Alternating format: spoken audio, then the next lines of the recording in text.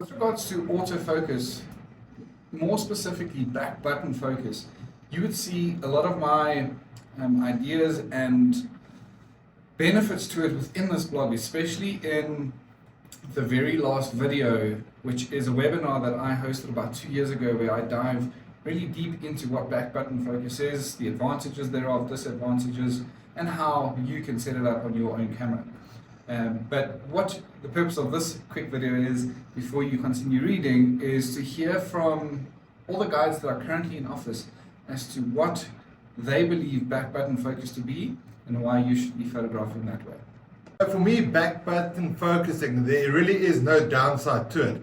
And one of the things that I enjoy most about back button focusing is that it gives you the option of going from one shot into continuous focusing, literally just by pressing a button. So what that means is, if you've got a stationary subject, you can literally have your focal point almost in the middle, hit your back button on your subject, let go, and then recompose. You want to put it at the bottom left or bottom right of the frame, and then just literally press your shutter button.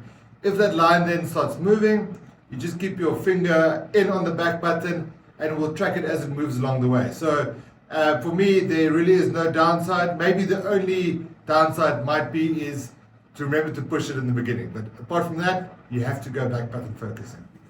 Okay, so back button focus. It's probably, I think once you understand the basics of aperture, shutter speed, and ISO, is probably for me one of the things that's going to make the biggest difference to your photography.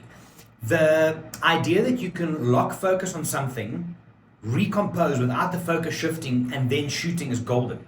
Often when people have front button focus, on a very simplified level, what you're asking the camera to do, and this, I know it's not right, but as an analogy, you're asking the front camera to meter and to focus and then to trip the shutter. So the idea also to be able to lock focus, go fetch exposure from somewhere else, bring it back and shoot, golden.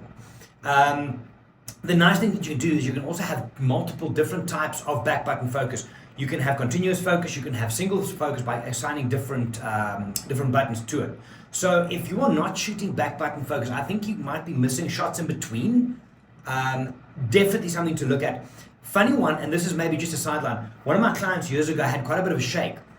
And what we did is she was shooting on the front button. But when she then started holding the back button in, it seemed to stabilize the camera a bit more. Maybe something else as well.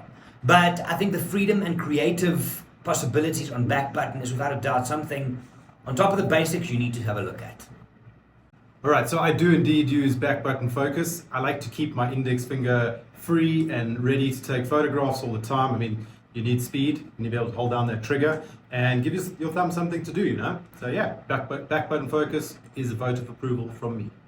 Yeah, so one of the things about autofocus that I really enjoy, and separating my back button focus and shutter speed, firstly, it really speeds up your process. Instead of having to constantly click back to your shutter button and half press and trying to focus the whole time, you can simply just hold in your autofocus button. You can continue to move with an animal as it's moving, so it definitely speeds it up. It's a lot more smoother, and yeah, over and above that, instead of having to half press the whole time, you simply, it's quick access right here in the back, and when you want to take that photo, you can shoot away. Now, with all that said and done, I'm sure you'd agree with me that there are many more benefits to shooting with back button than there are cons. So if you do have any questions after watching this video, reading this blog, and more specifically watching that webinar video at the bottom of this blog, if you still then have questions regarding back button focus, how to set it up, and why you should be shooting with back button focus, feel free to get in touch with me. I'll happily assist you and help you along your photographic journey. Cheers.